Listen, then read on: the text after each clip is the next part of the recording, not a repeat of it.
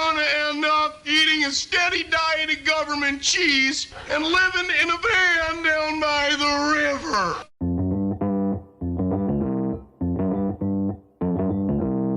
Live from Joe's mom's basement, it's the Stacking Benjamin Show.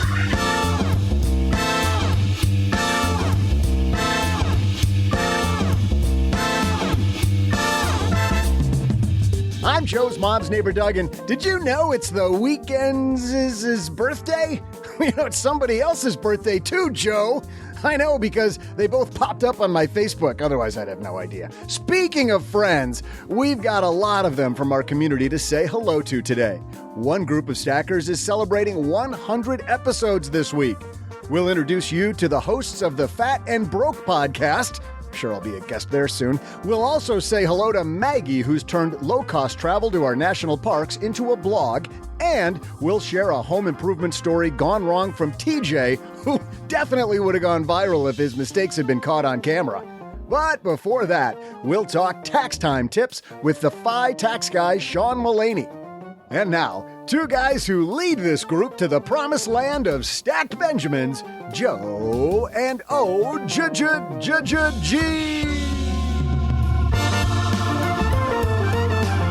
I don't know if that analogy holds up, because does the leader of the group not want to work on his birthday?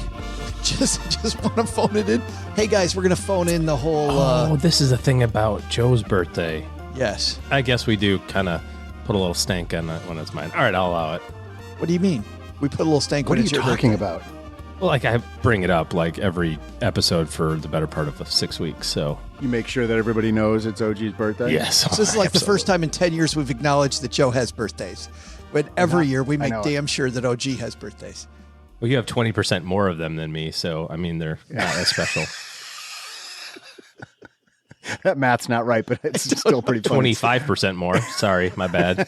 25% better. And I'm proud of the fact, Joe, that I've known you for like 39 years, and I still have no idea when your birthday is. That's very like proud. I'm making a deliberate, conscious effort to not remember your birthday now. Fantastic. Well, Yeah. We're not working long today. We got a lot of help. Everybody, welcome to the Stacking Benjamin Show. I'm Joe Salsi. Hi, Average Joe Money on Twitter. And happy Wednesday. You made it halfway Happy through birthday your week. is what you meant to say. Thank Happy you. birthday. Thank you. To our fearless co-leader. The Weekend and I are star boys. We're blank star boys. I don't think you know what that means. Yeah, but great day today. You know why? So if we're doing a show on my birthday, I want to talk about inspiring stuff and inspiring people around us doing great things. And we got a bunch of stackers doing some cool stuff, or maybe in the case of TJ today, some funny stuff. So funny and inspiring on today's show, and the FI tax guy. But first, all right, we're going to get you ready for income taxes, and then we're going to be inspired, inspired by... How many trips around the sun have you made? At least 3. I've made at least 3. Yes. How old is the son? Let's get this part. It was amazing to watch it born. Were you doing it? It was just that little tiny nebula. It was so cute petting the dinosaurs back in the day. All right, we got to get this moving. Let's go. Hello, darlings. And now it's time for your favorite part of the show, our Stacking Benjamin's headlines. Our headline today comes to us from Market Watch, written by Andrew Keschner. A severely backlogged IRS with, quote, limited resources temporarily halts a slew of tax return notices. Turns out, OG, that the IRS is so far behind, they were about to send notices to a bunch of people who have actually done and turned in their tax return. Oh, yeah. That they haven't gotten their tax stuff. When the real problem is it's sitting in the back room and Larry hasn't opened the envelope yet. Oh, yeah. You know, there's a place online where you can look to see, have they received my taxes and so on and so forth. I thought that was only for the current year, but they have a prior year one also that's about amended returns. I had to make an amended return for the 2019 returns. I sent it in the same time that I filed my 2020. Doug OG's about to tell us that for some reason they're showing no returns from him for the last 18 years, and he can't figure it out. This must be clearly a foul up. They must be way behind. Yeah. I'm going to call my senator. Exactly. Thankfully, I have filed all my taxes, even though in error I did my 2019s, but I redid them. And the website's like, yeah, we got it in May 15th or whatever of 2021. We just haven't opened it yet. Like it specifically says, this is the day we got it. We haven't processed it. So the IRS way behind. Obviously, sounds like a good year to write off your neighbor's dog as a dependent, because they won't be onto you right kids. away. And actually, please don't do that. We actually talked to the tax fi guy, Sean Mullaney, about what we should think about OG. I got on YouTube with him. You can see the entire extended interview on our YouTube channel. But I wanted to play some of these clips. The first thing is, before we even get to his tax ideas, the thing that has always impressed me about Sean Mullaney is the way he thinks about taxes in relation to just your entire life. Like usually, you and I, OG, know some tax people that I love them dearly, but I can't go to lunch with them because we're going to talk about line items. We're going to talk about the latest deductions. And while they really get into it and there's something for everybody, not my thing. Sean has this idea I'd never heard before. And we've been doing this for a decade. They say there's only so many new ideas in financial planning, but listen to this one. This is why Sean Mullaney thinks from a tax perspective, you should be frugal. All the stuff we have in our homes, right? Almost all of it is winding up in the dumpster, right? Your desk, your chair, your kitchen equipment. And look, there's good reasons to have it, but remember, it's all winding up in the dumpster at some point. So why should my house be a weigh station on the way to the dumpster for all that stuff you see at all those stores? Okay. Keep that in the back of your mind when you're thinking about that. I thought about, hey, if I want to live on $50,000 a year versus if I want to live on $100,000 a year, just take those two archetypes. One person wants to live on $50,000 a year. The other person wants to live on $100,000 a year. For 99.9% of us, that has to come through W-2 earnings, maybe self-employment. I mean, there are trust fund people out there, but that's not most of the audience, right? Not us. So you got to go earn that $50,000 or that $100,000. And the first thing you're going to learn first day on the job or first paycheck is, well, you don't just get $1,000 as salary that week and take home $1,000. No. There's FICA, there's federal income tax withholding, state income tax withholding. So if I want to live on $50,000 this year, I have to go earn a lot more than $50,000. And I think the example I used for a California resident, single person, was something like $64,300 in total income, so that I would pay my taxes, FICA, California federal income tax. So I have to pay about $14,000 and change in taxes on $64,000 of income to then net the $50,000 I need to live my life. Okay, great. Well, what if I want to live on $100,000? Well, it turns out I'm going to pay a whole lot more tax, particularly my effective tax rate. So if I want to live on $100,000, I have to go earn something, I forget the exact numbers, like $150,000, because tax rates are progressive. So tax rates punish you for that extra consumption. So one of the ways to sort of arrange your life from a tax perspective in a more optimal way is consume less, right? We say, oh, we have an income tax, and that is certainly true from a legal perspective, but because of our progressive tax rates, we actually have something a little bit akin to a consumption tax. If I want to live on $150,000 or $100,000 of consumption this year, I have now tricked myself into paying higher and higher income tax rates, which means the more I consume, the more I'm taxed. Why not be a little more modest, especially if all that stuff is ultimately winding up in the dumpster? It's such an interesting take that I'd never heard before, OG, because, and I've heard him talk about this longer, certainly if you value stuff, go spend money on it.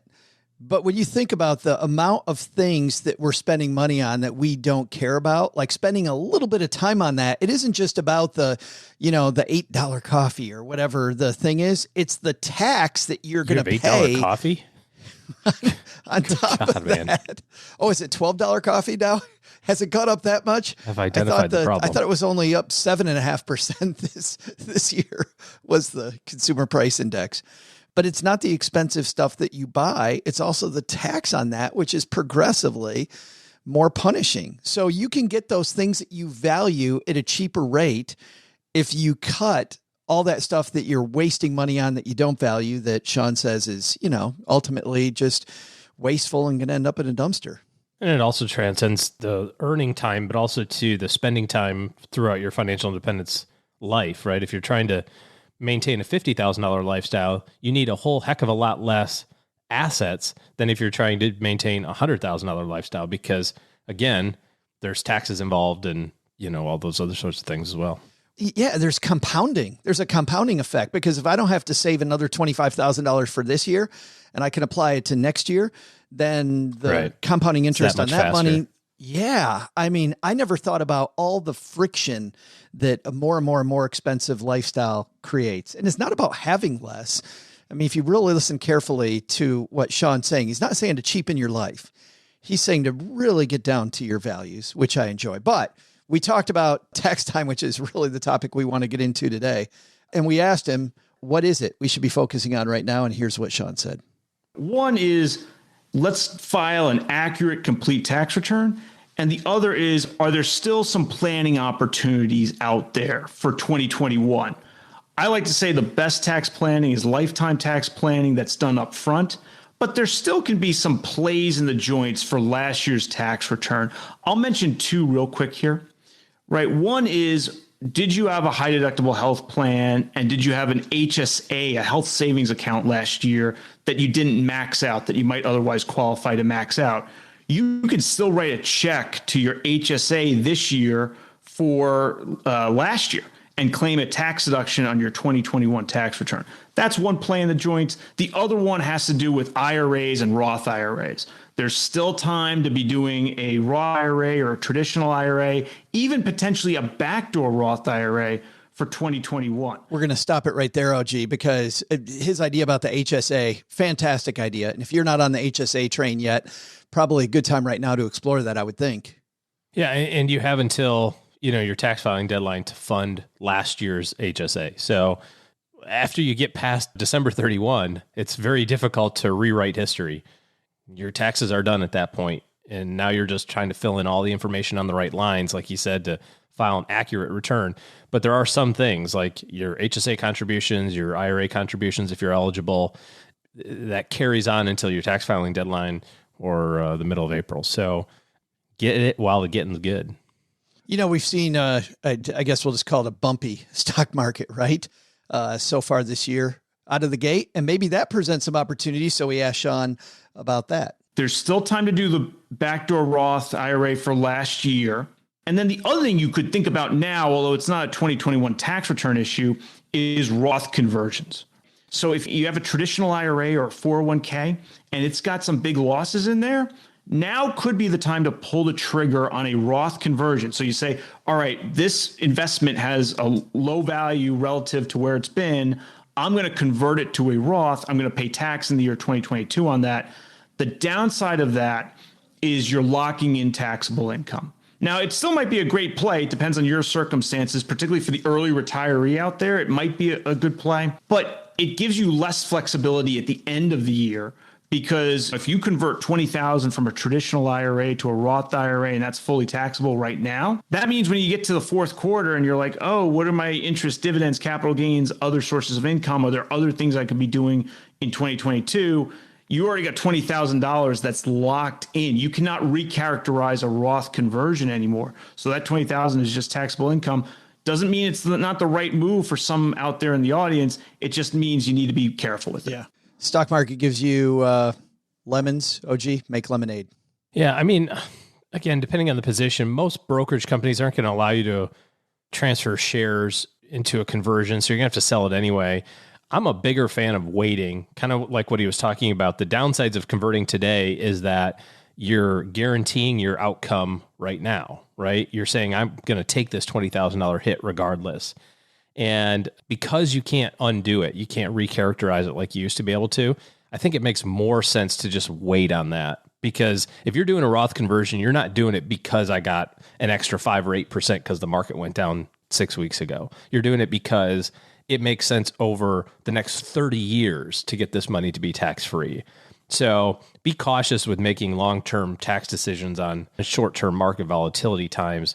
Although, given the choice, you'd rather put the money in on a day that the market's down.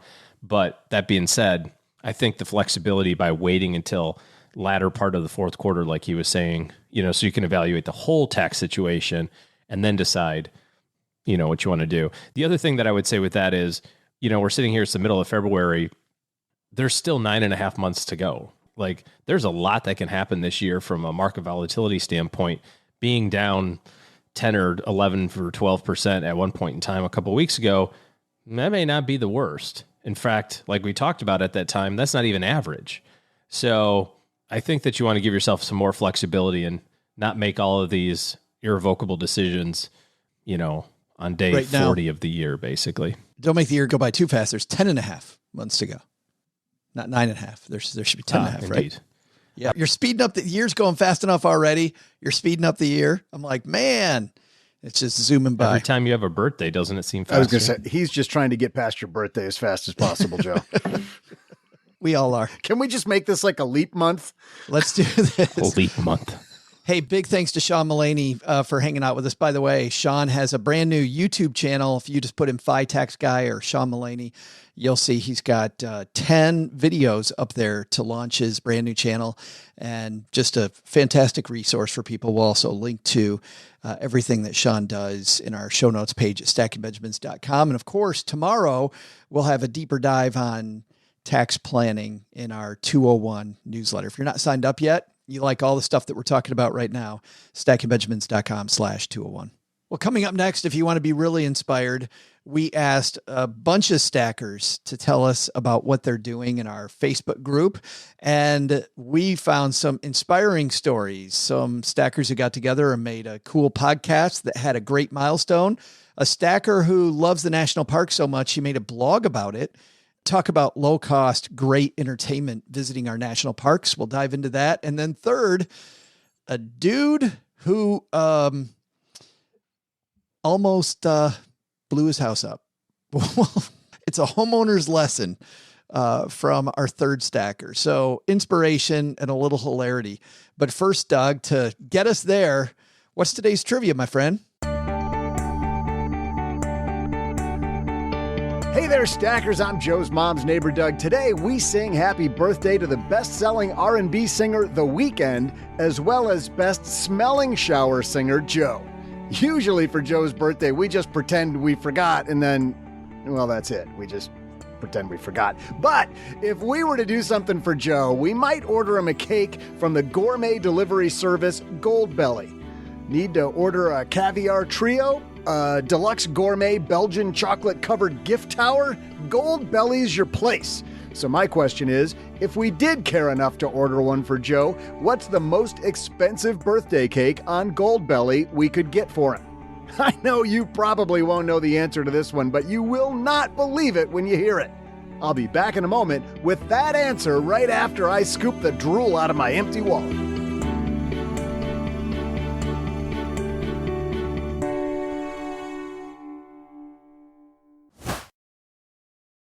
Well, halfway through the week, and I hope you took my advice on Monday and carved out some more time as soon as you finish listening to this episode to lock in some of these lessons. And a great place to start is with Navy Federal Credit Union.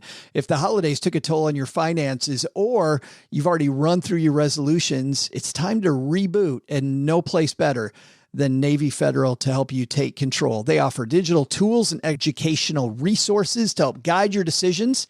With Navy Federal, you can automate your saving and investing to put your money to work for you, even as you sleep. And plus, you can buy fractional shares. And if you're trying to pay less interest to the man, well, guess what? You can get a low intro APR on their Platinum credit card. It's their lowest rate card and a great tool to pay less interest while you're paying down debt.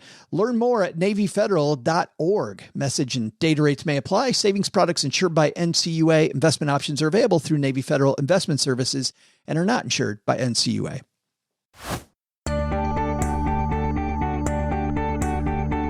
Hey there, stackers. I'm new cake credit card applicant and Pillsbury Joe boy, Joe's mom's neighbor, Doug. If you sort from most expensive to least, as I often do by accident while I'm trying to sort the other way, the top cake you'll find on Goldbelly is the strawberry birthday cake. Listen to this. It's Got fresh strawberries and a white chocolate cream custard in a roll cake, and you'd better be rolling in dough to buy this one. It serves 10 to 12 people and includes a happy birthday cake topper and 2 party blowers. Oh, well, that's all where all the money's going right there. You're getting 2 people? Anyway, so then that makes a lot more sense. Each cake measures 9-inch by 3.5 inches, making this cake $4 per square inch. So how much is the most expensive cake on Goldbelly? It's $129. Actually, now that sounds like a steal. Or you could also just pay in 4 interest-free payments of $32.25 using Klarna. We'll talk about those payment plans on Friday. It sounds like Goldbelly's got some really creative ways to spend all those Benjamins in your wallet. Speaking of creativity, let's find out what greatness is happening in Stackerland right now. Yeah, we talk about side hustles, OG, all the time, but also about doing what you love, right? About spending time on those things that you really love.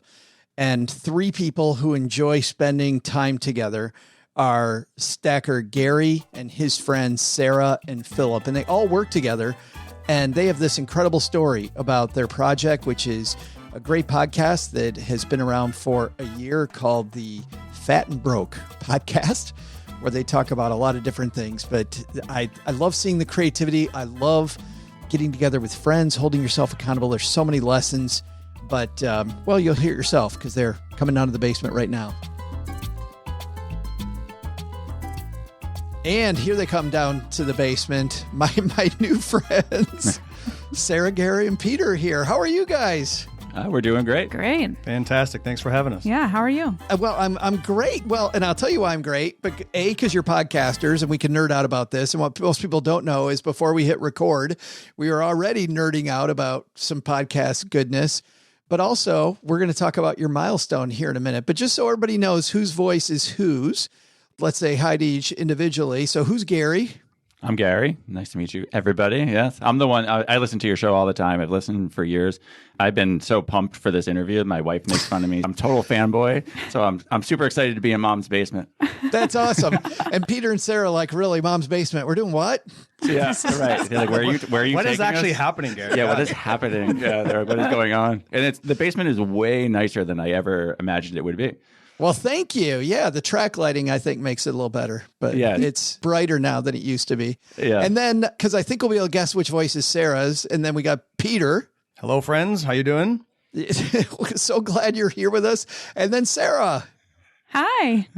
That's obvious. She's definitely Sarah. Yeah, that's me. So the Fat and Broke podcast, 100 episodes is what we're celebrating. Let's talk about how you started, because that's such a huge accomplishment. So Sarah, how did the 3 of you get together? So I'm actually going to let Gary answer this because I actually didn't remember how I became part of the podcast today. Just kind of happened by accident. Sarah accidentally became part of it. It was an accident.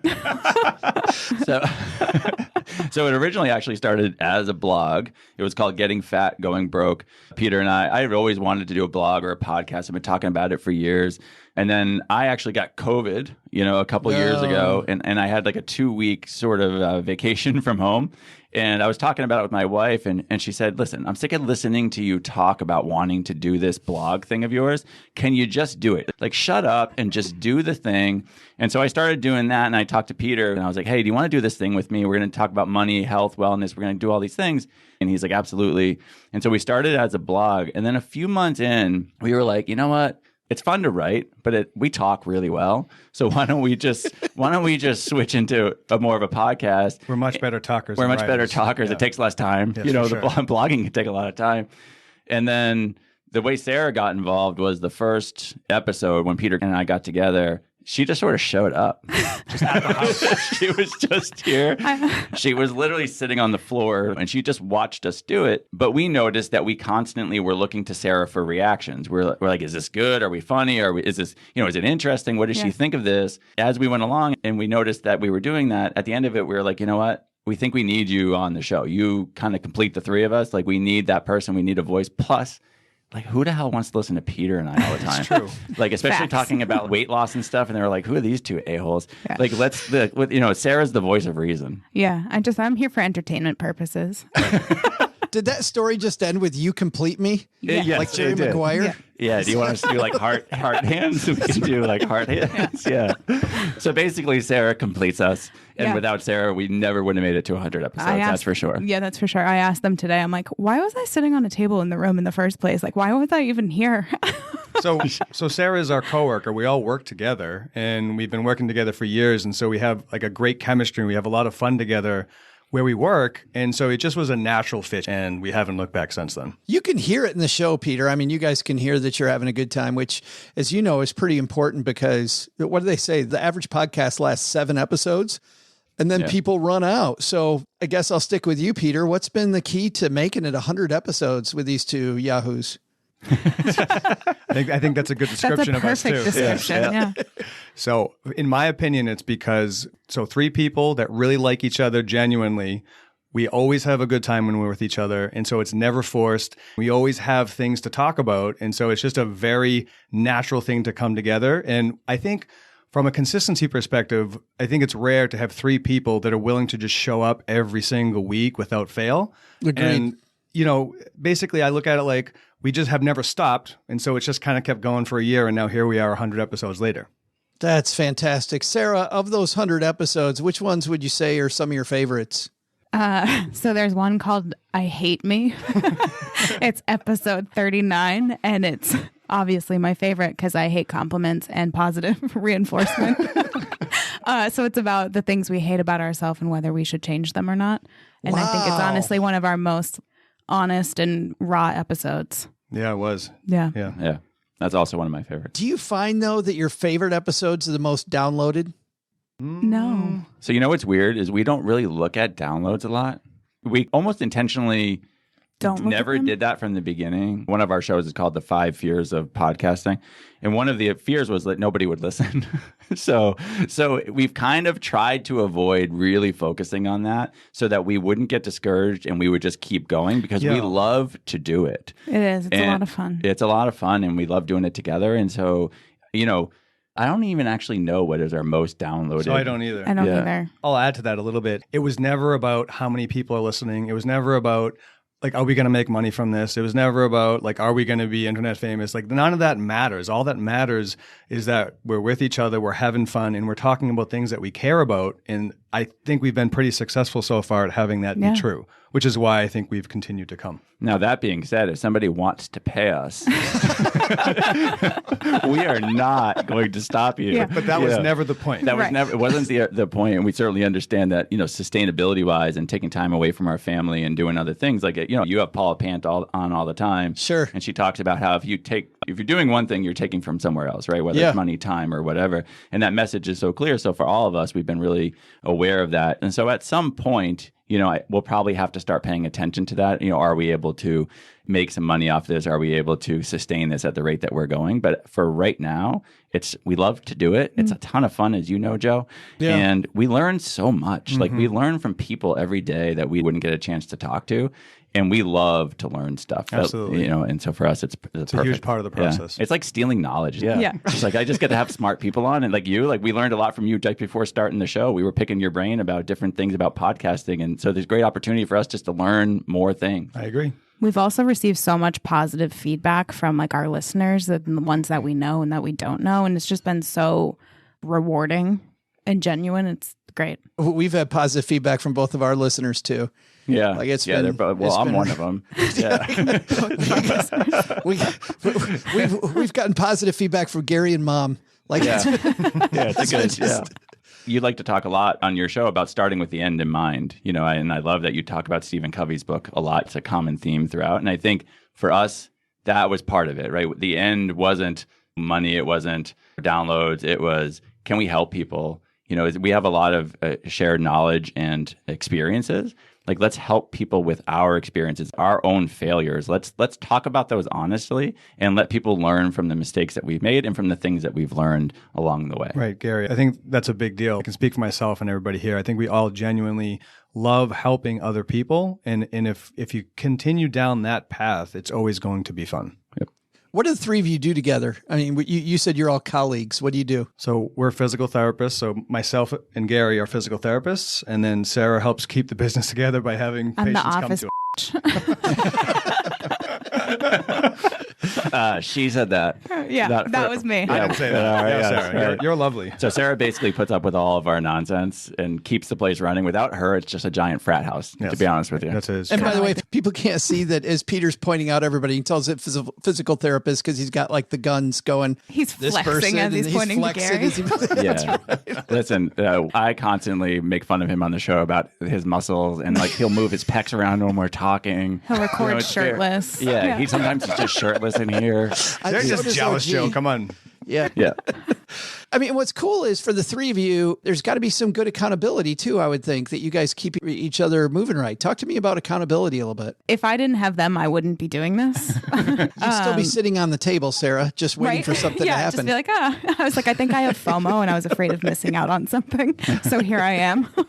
So I think for us, from an accountability perspective, we all just know that we're going to continue to show up, and that is what we expect of each other. And we have absolutely no problem calling each other out on things that need to be corrected, and it's always done in love. And so as long as we keep showing up and we keep having fun, then that's going to keep it moving forward. And it's a little bit of practice what you preach, too. So we're constantly talking on the show about people being accountable to themselves, whether it comes to weight loss, health, nutrition, money management. We talk about that quite a bit. It's if you can't be accountable to yourself, how can you be accountable to other people? And so for us, that message of accountability, it kind of runs throughout the show. Well, it is absolutely so fun. Let's talk about your latest episode that I just listened to. Gary, it's your local librarian. It was fantastic. Yeah, so I thought they needed a shout out. First of all, those two women, Molly and Stacy, are just hilarious, great people. They do amazing things for our community. And as Joe, as somebody who you're in the financial independence community, I mean, the library is such a crucial part of that, I think, to that community, not just because you can save money on books. Like that's like you just wrote a book. Like I actually have that on hold right now at the library. Nice job. Good work. Yeah. But, there's endless knowledge there. We've talked about all the different things that happen there. But I felt like it was an opportunity to teach others that the library is this great resource that they should support so that the local libraries all throughout our country can continue to thrive and grow and be parts of the community. And they need our help to do that. So it was a fun episode. They were great. They were great. They were a lot of fun. Yeah. So the library seems like a boring thing to talk about, but they made it a lot of fun. No, it wasn't at all. They were hilarious, and you guys kept it entertaining. And what's great, especially now, Gary, about the library is that I've found that when we first started planning our tour, that libraries, of course, with COVID, they were off limits. But now we're planning the later stages of the tour and reaching out to libraries. And they're like, please come. Like, please, please, please, please, please. They have these empty calendars and empty libraries, and they want to get people in there. And you're right. What a great community resource. There's already so many educational programs. They offer so much, yeah. So there's the first 100 episodes. One phrase I like for podcasting that I think is good in every aspect of life. This guy who is a podcaster that I love, Roman Mars from 99% Invisible, said it. And this is kind of my mantra, that he's embarrassed by the podcast he made a year ago. And he hopes like hell a year from now, he's embarrassed by the podcast he's making today. Sure, I agree with that. Yep. And I love that growth mentality. But when you look at the Fat and Broke podcast growing the next 100 episodes, like, where's your focus? What are you thinking about next? So, And cut.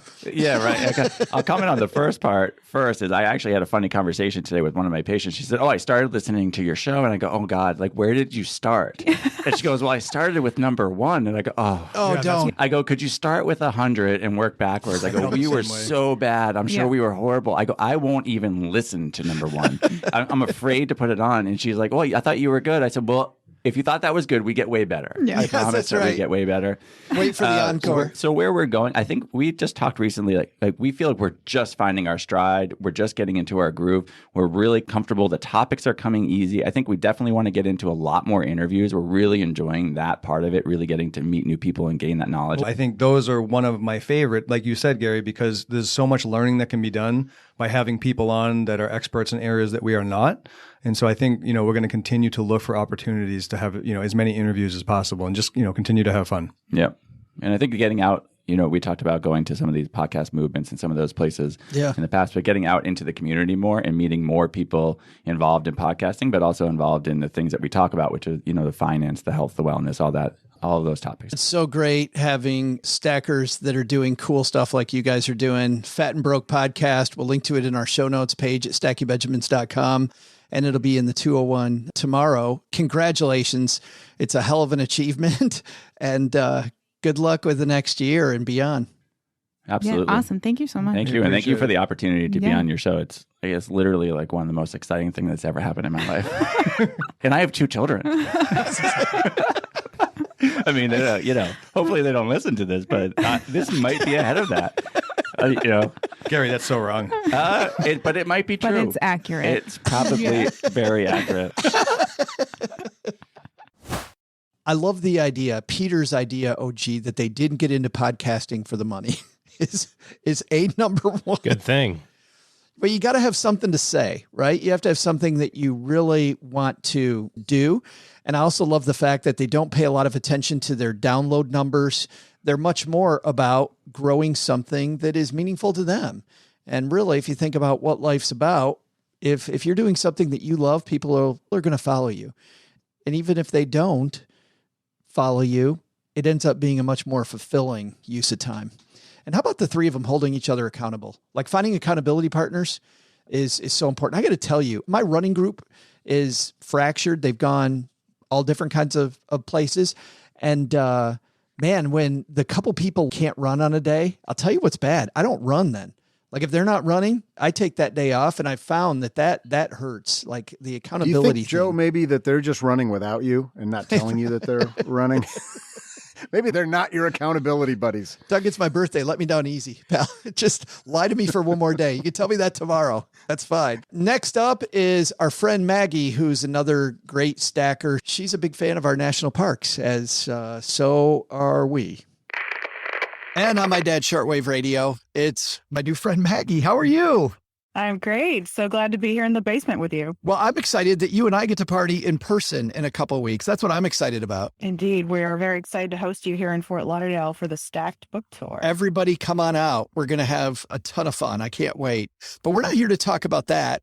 We're here to talk about an interest that you and I have together, which is travel and also specifically national parks. But let's start off with the travel blog. Why'd you decide to start a blog and start chronicling your travel? So my best friend and I came up with this concept. The blog is called Trek Simple. It's all about travel for real people. It's not about influencers and taking photos of yourself looking up longingly into the distance in the grand. You don't do that? No, like real stuff is what we're into. There's a spot, by the way, that we were at one of the national parks, and I'm not going to get it today. Cheryl and I couldn't get a picture.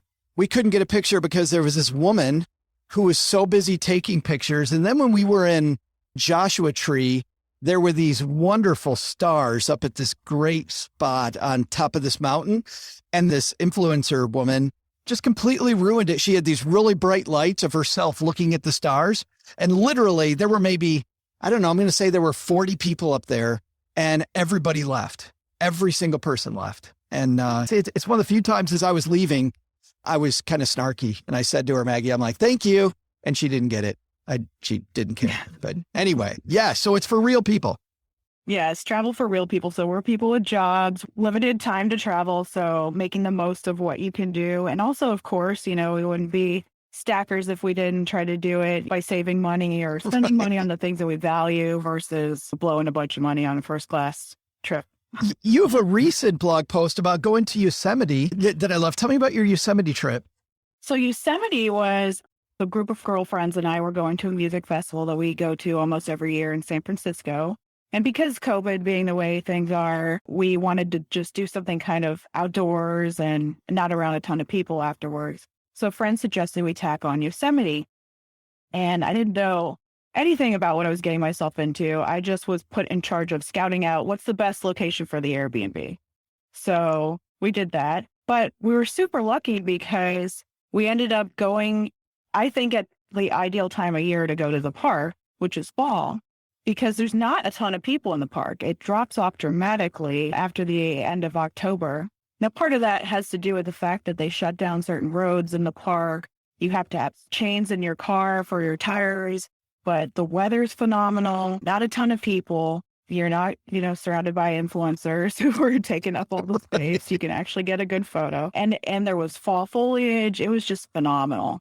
I want to go back to the Airbnb because I remember when I was trying to figure that out. The closest I could get to the core of the park down in the valley, people go to Yosemite, don't realize it's going to be a 2-hour drive to get to the core of Yosemite from any Airbnb, right? Were you able to find one closer than that? So yeah, we were. So first of all, you can stay inside the park. There's every single option of place to stay within the park. There's tents all the way up to like a beautiful old historic lodge that they have right there in the park. But my friends wanted a hot tub because they're a little bit bougie. And I have to say it was a really good call because it was cool weather and a hot tub. Not to cut you off, but after a nice day of hiking and whatever, just a hot tub would be great. Oh, it's phenomenal. So there's a little community inside the bounds of the park called Yosemite West. And it's a rental vacation property community. And they have like condos and cabins. So we got a cabin in there with a hot tub. It was about a 40-minute drive to the main part of the park with all the amazing. Oh, that's not bad at all. Monuments. That's great. And it was totally doable. And a nice place to stay. You downloaded an app that I'd never heard of that you said was fantastic. And I think it's available for more than just Yosemite. If people want national parks, this one-time download. Yes. So it's called Gypsy Guide, like GYPSY with emphasis on the GPS, because it downloads onto your phone. And then as you're driving around in the park or wherever you're driving, they have it for Hawaii. They have it for other places too. As you drive over a certain checkpoint, it activates a narration and the guy starts telling you about the location and what's cool to know about that spot. That's super cool. And it seems like it was really inexpensive and you liked it a lot. Yes, it was like $9.99. Now, was that just for Yosemite or is that for all the parks? Yosemite, yeah. But it was worth it, I thought, because there were like hundreds of checkpoints in there. That's fabulous. How many different parks have you gone to? Oh, gosh, I do not have the answer to that. A lot. Not a ton. I'm actually relatively new, but the only other one, so I was mentioning to you before that Hawaii Volcanoes is amazing. Just got back from there. Active lava right now, which was definitely a bucket list thing to see. I think that'd be kind of scary. It's like 1.5 miles away. Oh, so gotcha. Okay. Not that bad. Yeah, the park rangers are very particular. They don't let you get too close. You're not walking down the road next to your lava. You're right. Hawaii's great. You're on the East Coast. We just did the 3 Florida parks down there. Have you done those? Did go to Dry Tortuga. Yeah. That is amazing. That was probably the most stunning park that I've ever been to. It's the only regret I have is I didn't camp. Oh, we didn't camp either. I think I'm going to get this wrong, but I think it's the second largest fort that was ever built. If people are interested in going to a national park, what's your big thing? My big thing now is checking the visitor counts for the different times of the year and just trying not to go there at the peak when the sheer mass of humanity is, overwhelming. Yeah. Finding kind of a shoulder season. I've found that's been great in my experience as well. So your favorite park so far out of the ones you've been to? Oh, I have to go with Hawaii Volcanoes. You can just get lost in that. Well, you don't, not literally get lost, but sure. There's so much you could do. You could spend an entire day or multiple days there. If people want to follow your blog, it's at treksimple.com, right? Indeed. Awesome. Maggie, we'll see you in a couple weeks. Thank you so much. All right. See you, Joe. Take care. Doug, you like spending time at our nation's national parks. It's funny. I have been to a lot of them. Nowhere near the people who are focused on it. But what I've found is a lot of the state parks are as good as national parks and way less crowded. I have a lot of national parks that are bucket list places for most people, and I will never go back because it felt like I was at the mall at Christmas time. But I go to some of the state parks nearby, and they're spectacular. Did you find that at Yosemite when you were there a couple of years ago, OG, that it was pretty packed? No, it wasn't bad. Mm-mm. I mean, there were definitely people around, but we didn't. OG was glamping, and they probably fenced off the area and didn't allow other people nearby. Yeah, right. I gotta tell you, Doug, there was something when we were at Yellowstone. I was talking to a gentleman at Old Faithful, and of course, there's tour buses and packs of people around Old Faithful waiting for that thing. And he and I just started chatting, and he told me something that still rings true today. Now, this is this is going to be 15 years ago, and it's not as true today as it was before. But I still agree with him. He had what he called the 100 yards rule, which is if you find a trail and you get 100 yards away from the road in your national park, you will go from packed to nearly nobody in a hurry. And it's not as nobody as it used to be, but certainly you get a lot more serenity. And we took his advice and actually walked up this beautiful trail up to an overlook that overlooked Old Faithful going off. And it was just our family up in this beautiful spot where we could see Old Faithful, the lodge, and the area around it. And there was nobody up there but us. But I like the state park idea too. Yeah. Yes. So how inspiring is that? People that take their passion and they turn it into things, teaching other people, but really just expressing what they like, either about podcasting or working out or national parks. Coming up next, though, our friend TJ, who is with the Air Force. TJ did two things. One that's inspirational. He has a leadership newsletter, OG, that he included us in last week to a bunch of people. And we'll talk about where he placed his newsletter to make sure everybody read them. And then he and I were having a discussion about expensive homeowners lessons. And, well, he beat my little problem with my sprinkler system. He beat that by a lot. Let's listen. And I'm so happy he's here with us on My Dad's Shortwave. It's our new friend, TJ. How are you, man? Hey, I'm doing good, brother. Thanks for having me on the show. This is awesome. Well, it's awesome for us. So tell us, how long have you been a stacker? And tell us a little bit about your money journey. Like, how the heck did you end up hanging out with us? So I guess I've been a stacker now for just about 2 years. I know we've talked about it, or you've talked about it on the show, COVID, but the housing market of 2008, for many people, there's such negativity that happens from these major incidents of life, but there's also people that have great opportunities that come from it. And so when COVID happened and the lockdown started, that initial wave, it really brought me to this point in life where I started asking these questions, sitting in the living room of, what is a pension? What's retirement? Are they the same thing? What does mine look like? What do I need to do? Am I ready for it? And so there was about a full week where I asked those questions. I started doing this research and I realized, holy cow, I am way behind the power curve and I need to get, moving and really take some action.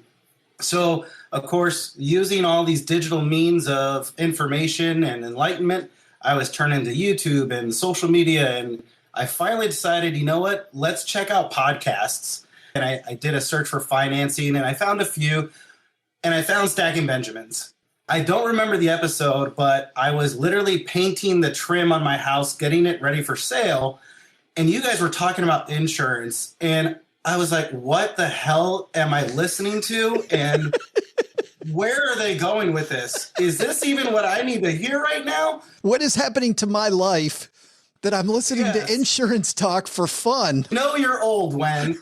And so for some reason, I don't know how or why, you guys just kept sticking with me, right? Or I kept sticking with you, where I just would load up the next episode and load up the next. No idea what I'm hearing. Right? No, nothing educational gets shared on the podcast, as we all know. And so now I'm in 2 years into it. And the funny part is, I think it was last year, you guys were doing your episode right before Christmas, and Doug comes on. He did his whole, hey guys, I know my stuff isn't always this and that, but I just want to say thanks for listening in and all, I try my best. And I was like, well, okay, I'll listen to Doug a little more often, but now if I ever skip him, I at least feel guilty for skipping him because I had to. He had to guilt trip me on that. Which is Doug's whole MO, by the way. That's his whole MO. Yeah. Yeah. So through listening to the podcast, there's times where actually the last episode I left off on, you guys were talking about habits, positive routines. And what's funny is a week before I listened to that episode, I wrote a blog post about the power of routine and my own personal research into that and how it develops. So it's been really cool to see how when I've gone through personal development and reflections and leadership writing for my soldiers and airmen, you guys are also talking about it in different perspectives. And so it helps me just become a better person for, giving people more information or different insights. So yeah, that's kind of just this mishmash of who TJ is. But I love the fact that you're writing about it now. I mean, you're not just soaking it in. You're now helping us get the word out about financial literacy and better habits, better leadership. That's awesome. Well, thanks, brother. Yeah, I don't really write a whole lot about financing because I feel I'm not a subject matter expert. But when I write about it, it's here's my experience right now and here's what I'm learning or developing. And so one of the things I wrote about financing, at least, is there's no such thing as passive income. And the whole thought about that is you can't just have money there and believe that it's just going to passively do stuff. You have to take some action at some point to get this growing and building for you, whether it's hire someone to invest it for you or you finding an avenue or a vehicle to put it in. So just take action, right? That was kind of that part. I was sharing a story about an expensive real estate lesson that I had, and you were hanging out with us, our friend Alan Corey and I, House of AC, and you commented that you had an issue with a septic tank. So you've had your own expensive real estate issue. Yeah. So full disclosure here, in my defense, because there's probably going to be one listener that decides to be, judge, jury, and executioner on this. Online? Are you talking about in social media? That never happens to us, man. That nobody ever does. Don't worry. I don't have a Twitter, so I won't see that stuff. So, in my defense, I was left unsupervised. And let me give you the backstory. So I had just gotten out of active duty Air Force. I was starting to transition into Klamath Falls where I was living and work on the base in the National Guard. I went and found a realtor and I said, hey, look, I'm looking for a house. Now, at the time, the mentality was very much still active duty where I need 4 walls, I need a roof, I need a bathroom, kitchen. That's it. That's all I need. So she took me out to this first house. I walked through and I think I was there for maybe 3 to 5 minutes. I'm like, yeah, this works. Let's sign papers. And all right. So this house was a half-acre property, 3-bedroom, 2-bathroom, and it was shoved up onto the western mountain range with some beautiful forest, right? The very start of Klamath. So I loved it because I would sit on the back porch and I had 7 pine trees in the backyard. And I felt like I was escaped and away from work and everything else. So it was beautiful. Now, that was the attitude when I bought the house. About a week or 2 later, I realized when you have 7 pine trees on your property, you've got pine cones and pine needles. And if the U.S. ever decides to export pine cones, please let me know. I could be the main supplier. So I was like, man, I am not a yard worker. I'm a millennial. Come on, guys. Manual labor is not my gig. But I was doing my best to clean up this yard and do everything. Well, fast forward 2 years, I had cut down 2 small trees in the front yard because being a security mindset, I want to see the driveway and anyone approaching. So I cut down these trees and I had them drying for about a good year, sitting on the corner of the driveway. And I finally said, TJ, you need to fix this. So I had my burn pit in the backyard where I normally burn these pine cones and pine needles and cleaned up. And I said, all right, dude, it's time to get these trees taken care of. And so I started dragging them over to my old school wooden, ranch style fence. And I threw them over the fence. I was like, you know what? Nah, man, I don't want to drag them a couple more yards over there. I'm just going to light them right here. So started getting these 2 trees all piled up. And I started lighting and whoo, boy, it was a going. Okay. It was burning. And of course, I got my little, garden hose out there, fire safety. And so this was a little later in the afternoon, even. Not the best operational decision there, but fire's going. Okay, yeah, everything's good. Kind of hungry. I'm going to go inside and make me a sandwich. Oh, no. Walked inside, started getting dinner ready and started going. And so just, okay, yeah, it's still going. No big issue. Little later, fire's still going a little bit. Screw it. I'm going to go to bed. I'm tired, man. That was a long day. Went to sleep. Straight up. So woke up the next day and my dog's like, hey, dude, I want to go outside. All right, bud. Open up the sliding glass door and I just kind of look. There was a perfect cylinder just on the ground. And at first, there was that mindset of, here's the aliens. Yeah. Okay. Here's the portal to Narnia. You have got this. And then I was like, nope. No, that circle is not supposed to be there. So in my Walmart Crocs and my little PJs, I am walking out, and there is my septic tank, melted. I'm just like, this is bad. I seriously do not know how this thing did not explode. When I built that fire, I built it directly onto the access hatch of the septic tank. It melted that through, lit the septic tank on fire, completely melted the septic tank, and melted the tube that fed from the piping. And I was just like, oh my God, what in the world did I do? So I was grateful the house did not explode. Right. Called my backyard neighbor who's a plumber, and I said, Mike, have a little bit of a situation, bud. Kind of lit the septic tank on fire. And of course, he just, oh my God, bro. You sound like a country song, by the way. I lit my septic tank on fire.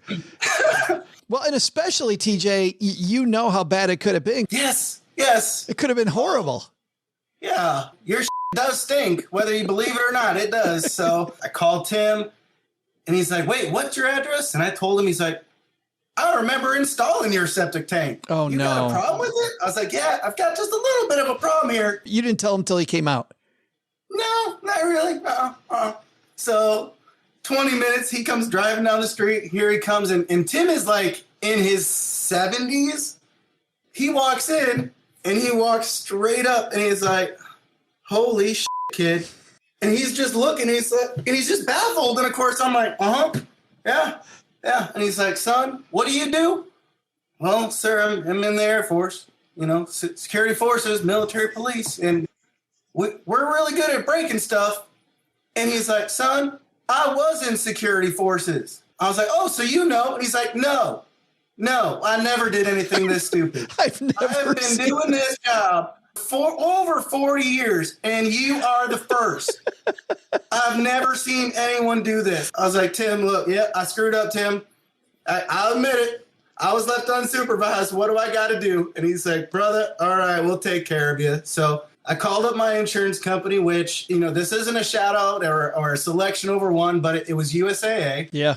And the only thing for me personally is anytime I call USAA, I feel like I'm either talking to my aunt or uncle. Yes, agreed. Right. So I got on the phone and I told her, I said, ma'am, I pulled the tree over. I lit the tree on fire. This is all my fault. But is it covered? And she's like, oh, dear. I was like, yes, ma'am. She's like, okay, honey, we're going to take care of you. And so sure enough, they covered the whole paid expense. For it. They paid for it. I just had my deductible. So, I had a couple $1,000 expense that was taken care of with just, a very small percentage out of my pocket. Well, I told a story on Alan Corey's, and we'll let people go over to the House of AC to listen to my story. But my story is like $140 for a 15-minute call. And I thought that was ridiculous, but $2,000 is a kind of an expensive lesson, TJ. So I think it was like $5,000 or $7,000 total. The full replacement. I think I paid less than $1,000 or maybe right at about $1,000. So I was like, you know what? Yeah, this hurts, but man, it is a lesson learned. And I'm grateful for having an insurance company that would cover that. My stupidity, at least. It's amazing. Hey, can people follow your blog? Absolutely. The only caveat I would say to that is, I definitely keep it very real and very unfiltered in some. So the blog was started as a book I wrote on leadership. And so I called it Leaderistic, leadership that's realistic. Yeah. So I wrote this book. It was 52 chapters for you to have one topic per week to read and digest and reflect upon. And then instead of publishing it, I just decided I'm just going to make it a blog series. So that's how the blog started. And then through there, I have like little short stories or different things. I have Leaderology, which is kind of another reflection piece on leadership that I've learned. So you guys can absolutely go and follow me. It's no representation of the military, the government. This is all my own stupidity that I just write for a hobby. But that's awesome. So leaderistic.wordpress.com. And yeah, I appreciate everything you guys do and the whole audience, the Stacking Benjamins basement group. That's been really fun to be a part of too. Well, and thanks for joining us. And thanks for joining us today to share your story, because you know how many people are going to learn from that. Like sharing, I like sharing the things that I screwed up way better, because we all do it, and it makes it so fun to live and just hear, yeah, TJ's one-upped to everybody.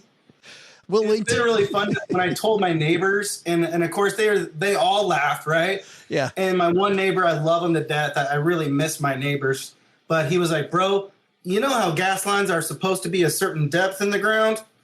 Mine ain't, because remember the fire truck? Yeah, we might have broken that gas line." So he's like, I feel you on the whole blowing at the house. So we all have our own stories to relive and share with each other. So everybody's hiding theirs. Well, thanks for sharing yours. And by the way, thanks for your service also, man. We appreciate it. Absolutely, brother. Well, thanks for having me on, and thanks, Stackers. I hope you guys have a great day. I'm Andy Dwyer, and when I'm not pulling suckers off my tomato plants in my garden, I'm stacking Benjamins. Thanks again to TJ for his service, and that great placement of the Stacking Benjamins logo over all the urinals, so all the airmen get to see some required reading. I mean, what else are you going to read except TJ's newsletter when you're taking care of business? How long are you peeing? How much reading are you getting done? Well, the good news is, Doug, if you got to go a few times a day, like you can just pick up where you left off. And you have prostate problems like you get at your age? Easy. Okay. Like I said, we do the jokes tomorrow. Did I Today share was too just much? Enjoy. Yes. And we thought we were going to burn the house down with my birthday candles. TJ's fire story, I think, is, guys ever burn up your septic system? No. Well, not that way. Probably not. So many people to thank. Thanks to TJ. Thanks to Maggie. Thanks to Gary, Sarah, Peter. We will link to everybody's stuff in the 201 tomorrow and in our show notes page. We'll have a great issue of the 201 on creativity. And we've talked to so many great creative people. One of my favorite interviews, by the way, the last 6 months, we just did a few weeks ago with Daniel Lamar from Cirque du Soleil. And that book, Balancing Acts, is just amazing if you're looking for more creativity. So on that note, just a couple more things. We're headed out on tour starting March 1st, man. It's right around the corner, just a couple weeks away. StackingBenjamins.com/stacked gives you all the places, and you can find out exactly where we'll be at a city near you. StackingBenjamins.com/stacked, and you can sign up there so we know that you're coming, and we can make sure we have enough seats. We have enough books available that we're ready to roll. Second is, if you are, like a lot of people here, just looking for your financial compass, wondering how to do better and think bigger about your goals in 2022 and beyond, OG and his team are taking clients. So head to stackingbenjamins.com/OG. That's the link to their team's calendar and the first step in you thinking bigger about where you're headed with your money. And, we talked a lot about values today with your values. All right, guys.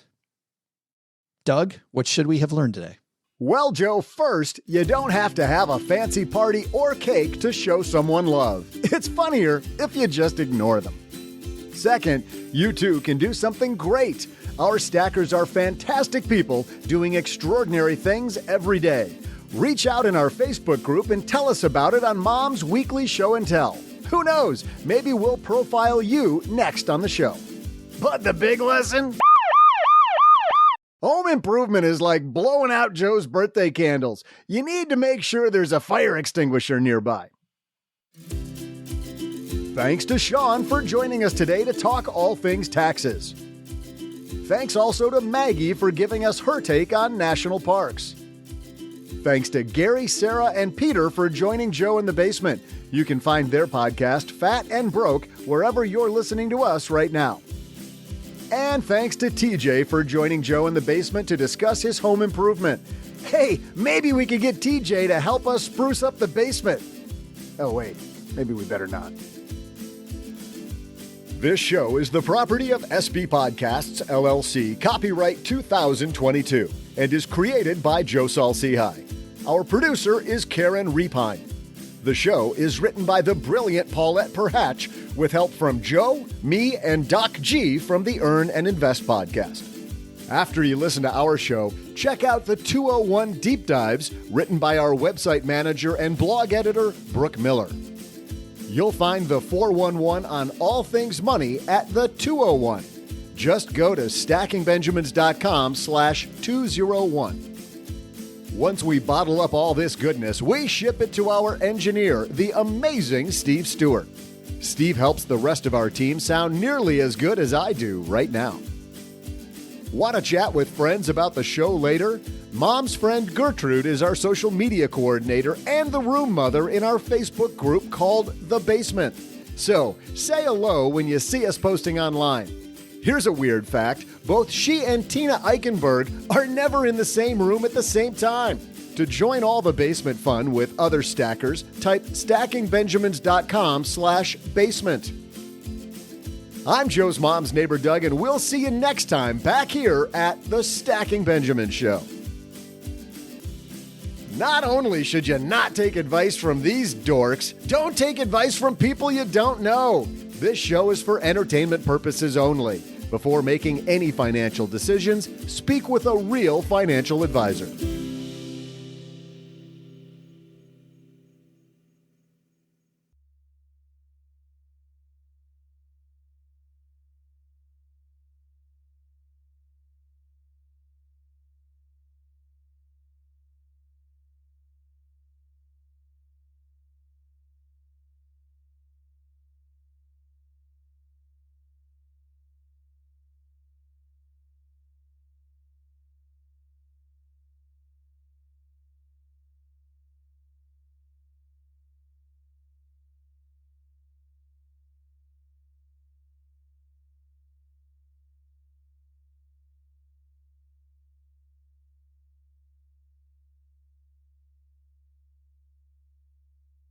So, the whole Peloton thing, right? Just the stock went up a whole bunch, then down a whole bunch. And, mismanagement and over promise, under deliver, too many machines, they can't solve the supply demand issue.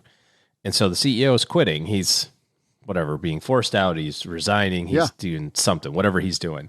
But he's like doing this whole song and dance about how I screwed this up and whatever. And I take responsibility and then the chats start flooding the conference line of hey, I'm a Peloton employee. Did your Slack stop working? And they were literally canning people while he was delivering the speech. This is ridiculous. I thought that I don't understand what's happening. How come I, does everybody else's internet stop working? It's no, you work from home. So if your Slack stopped working or if your corporate email stopped working. But I was reading an article about that. That's the way to do it now. Because of the fact that people are working from home, you have to disable their systems before you tell them that they're gone. Oh. Otherwise, you run the risk of retribution, like downloading files and all that sort of nonsense. Gone are here's the box and Bill will help you pack your stuff. I've been on the backside of that. It is frenetic, to say the least, from the IT perspective, coordinating all of that. It is. Oh, I can imagine. It's a giant hassle and very stressful. Yeah. Yeah, because in the old days, you would just be like, hey, Bill, can you come with me? And then Bill would go into the office, and while he was getting the bad news, somebody's at his desk packing up his unplug his computer, and then give him a box and go, here, why don't you grab your personal stuff and I'll walk you out. You know what I mean? Yeah. But not anymore. They stand next to you while you're cleaning out your desk. Yeah. To do the walk of shame. Which is also BS, by the way. Yes, right. You could trust me so much. Now you can't trust me at all. I was good to manage $700 billion projects 8 minutes ago, but apparently now I can't be trusted with the company stapler. Yeah, but I actually have a story of a time when I had to let somebody go, and he was a data center employee, and he took it really badly. And I've had a few that didn't go well, but usually it's a tears or it's shock. But the worst one was such a corporate assassin, aren't you? They call in the Doug. They're like, hey, you know, like the Marlins call in the closer. That's right. They're like bring the lefty out. They're like calling the Doug. Enter the Sandman starts playing behind me as I'm walking in.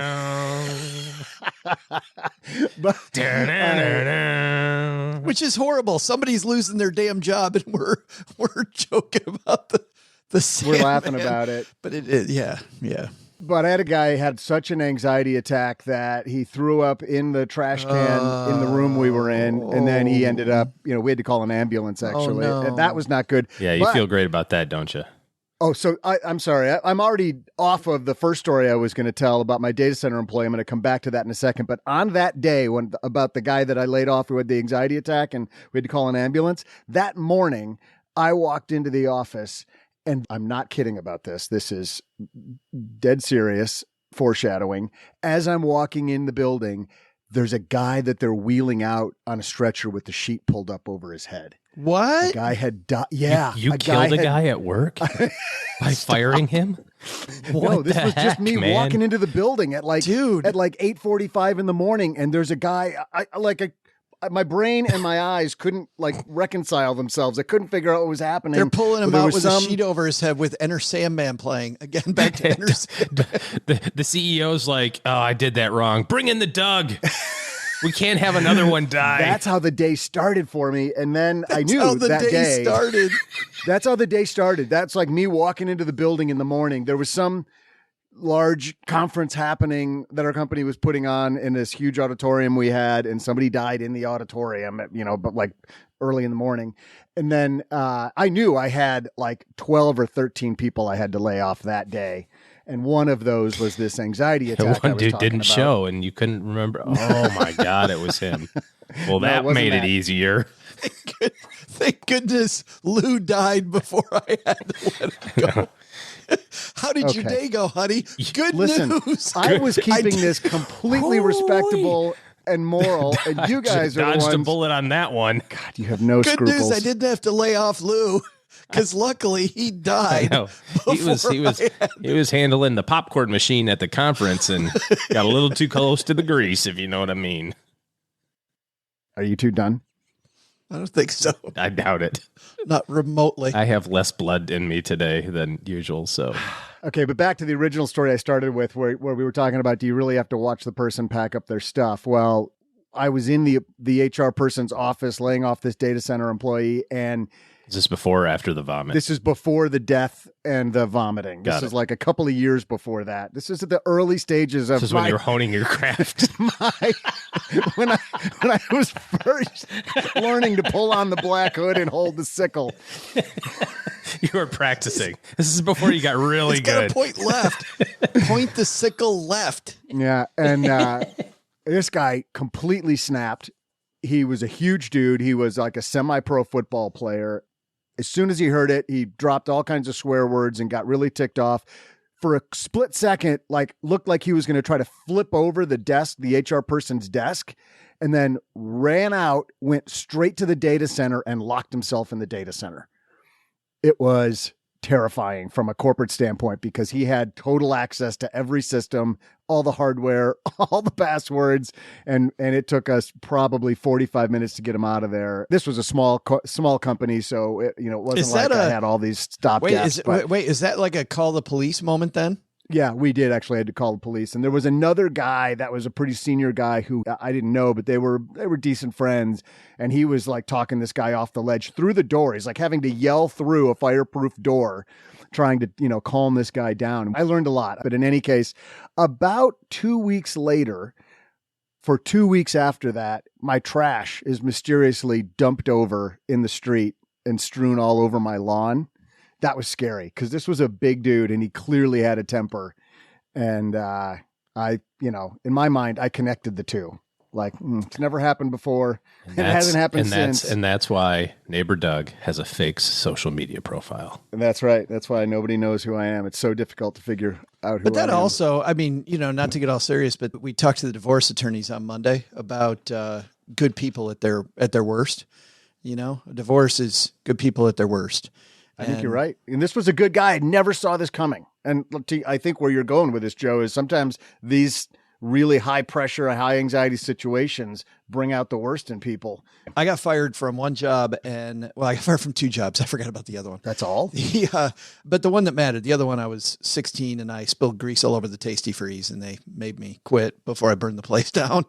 But the fire marshal made you quit. It's a whole different thing. Yeah. The manager comes back, sees grease all over the floor from the fry vat and says, "You're fired right now. Walk." I'm like, well, nope, walk, you're done. So that's when my Tasty Freeze career went bad. But in hindsight, being fired was a great thing. It was a great wake-up call and a good lesson about the world. But at the time, man, it was just devastating. Like that was it was just it's an emotional wreck. This is a way better topic when we're laughing and making fun of it. I know. Why did you have to get it all serious? Yeah. I'd like to bring the room down a little bit, ladies and gentlemen. Right? I'm sorry. Okay, on that news, fine. On that note, have a great weekend, everybody. Hey. We'll be back Friday. Here's hoping your job still is there and nobody dies. Everybody gets psyched to put your nose to the grindstone. It's worth it. Did you see?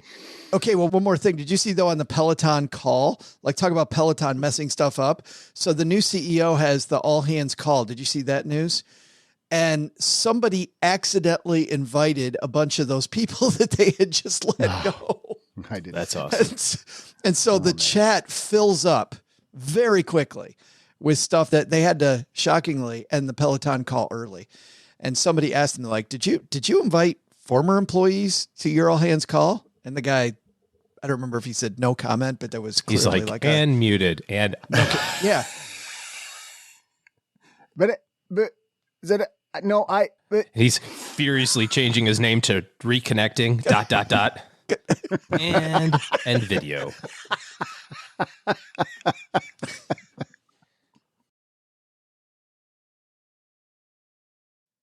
Well, Doug's sweeping up in the corner. OG's already at nap time. And I'm here talking to you because you're still here hanging out with us about a way to finally take control of your finances. And that's Navy Federal Credit Union. You can get a low intro APR on their Platinum credit card. It's their lowest rate card and a great tool to pay less interest while you're paying down your debt. Navy Federal even has multiple savings and investing options to help you get closer to your financial goals. They offer digital tools and educational resources to help guide your decisions. With Navy Federal, you can automate your saving. We talk about all the time, guys, how automation is the key to winning, not discipline, where you can automate everything. You're saving, you're investing to put your money to work for you, even as you sleep. Plus, you can buy fractional shares. Learn more at NavyFederal.org. Message and data rates may apply. Savings products insured by NCUA. Investment options are available through Navy Federal Investment Services and are not insured by NCUA.